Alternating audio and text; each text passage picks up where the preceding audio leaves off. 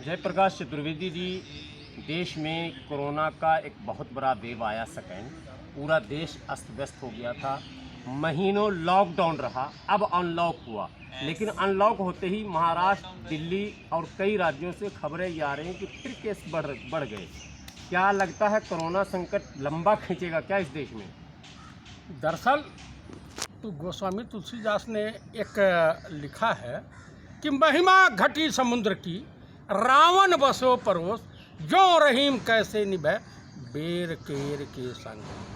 माननीय प्रधानमंत्री श्रीमान नरेंद्र दामोदर दास मोदी जी ये हिंदुस्तान के लिए अभिशाप साबित हो गए, यानी पनौती साबित हो गए। ये कोरोना 2024 से पहले हिंदुस्तान का दामन नहीं छोड़ने वाला, क्योंकि उसकी आड़ में जानकारी और न्यूज़ नहीं आ पाती है। लॉकडाउन रहता है पूरे देश में, पता चलेगा कि कुछ दिन बाद कि ये एयरपोर्ट बिक गया, ये रेलवे स्टेशन बिक गया, ये सरकारी संस्था बिक गई। तो बेचने का एक साधन हो गया है कोरोना। अब इसके बाद जानते हैं कौन लाइलाज बीमारी आने वाली है, आ चुकी है, पैर पसार चुकी है। दुनिया के तमाम वैज्ञानिक परेशान हैं, उसकी वैक्सीन नहीं कि उसकी बैक्टीरिया को कैसे मारा जाए। भरोना एक ऐसी बीमारी है कि जो आपका जीते जी पीछा नहीं छोड़ेगी। चैला पांडे के वहाँ चले जाएंगे या कब्रिस्तान में आप चले जाएंगे या शमशान में चले जाएंगे तो आपका पीछा छोड़ देगी।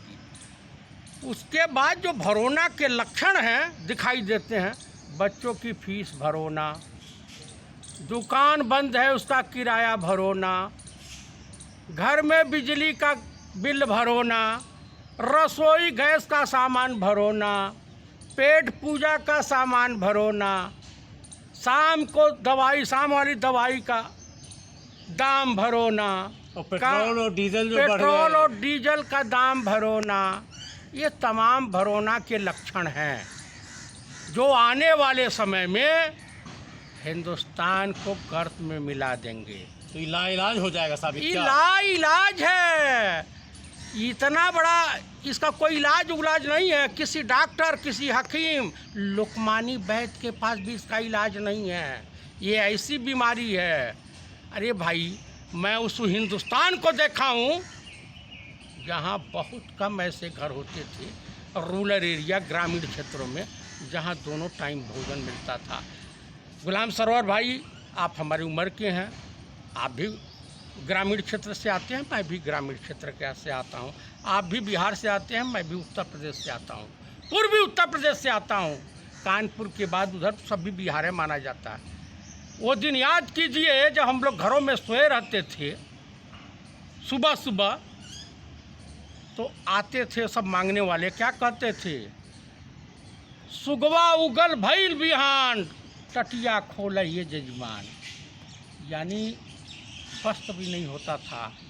और आज मोहन भागवत, बकलोल, मूर्ख, चूतिए, अंधविश्वासी, अंधभक्तों को दिखाई देता है कि पंडित नेहरू ने क्या किया, इंदिरा जी ने क्या किया, लाल बहादुर शास्त्री ने क्या किया, पंडित राजीव गांधी ने क्या किया, पंडित नरसिम्हा राव जी ने क्या किया, पंडित कहाँ, पंडित इनको भी उपाधि दे दिया जाए। सरदार मनमोहन सिंह जी ने क्या किया। पंडित का मतलब होता है विद्वता से नट ब्राह्मण। पंडित अटल बिहारी वाजपेयी तो नाश करता ही थे।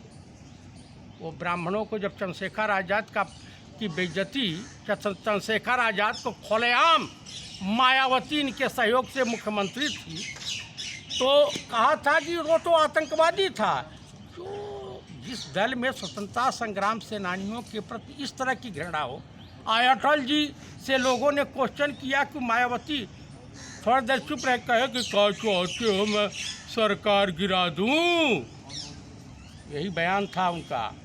तो ये तो कुल मिलाकर सिद्धांत नहीं माना जाए ना पार्टी का, सरकार ही चाहिए, सत्ता ही चाहिए, यही है। अच्छा ही बताइए, एक भगवादारी साधु दिखाई दिए हैं, आए हुए हैं, उत्तर प्रदेश के मुख्यमंत्री हैं, जातिवादी नेता के रूप में मशहूर है। हाँ, तो दिल्ली आए हुए हैं, दिल्ली आए हुए हैं, कल जेपी नड्डा जी भाजपा के राष्ट्रीय अध्यक्ष उनके पास गए तो उन्होंने कहा कि आज नहीं, हम मिलने का समय है, कल आओ। प्रधानमंत्री भी कल के ऊपर ही टाल दिया था, हमने आज मुलाकात होगी। विश्वस्त सूत्रों से ज्ञात हुआ, इन लोगों से मिलने के बाद शायद मार्केट में राजनीतिक गलियारों में चर्चा हो रही है कि हिंदुस्तान में पहली बार किसी सूबे का मुख्यमंत्री महामहिम राष्ट्रपति जी को अपना इस्तीफा सौंपने जा रहा है, ऐसी चर्चा है। पता नहीं सत्य है। इस्तीफे की बात तो नहीं आई है, मिलने जा रहे हैं राष्ट्रपति। मिलने जा रहे हैं।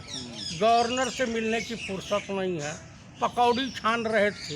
हाँ, अच्छा, आपदा की इस घड़ी में भारतीय जनता पार्टी के तमाम नेता लगातार उन 5 राज्यों के चुनाव की तैयारी में जुट गए हैं जिन राज्यों में चुनाव होने हैं। वो वहाँ के नेता आ रहे हैं, लगातार यहाँ मीटिंगों का दौर चल रहा है। तो आपदा प्रबंधन होगा या चुनाव प्रबंधन होगा?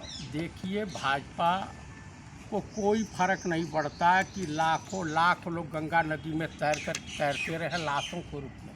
हिंदुओं की लाशें हैं और मुस्लिम रीति रिवाज से योगी सरकार ने उनका दफन करवा दिया गंगा के किनारे।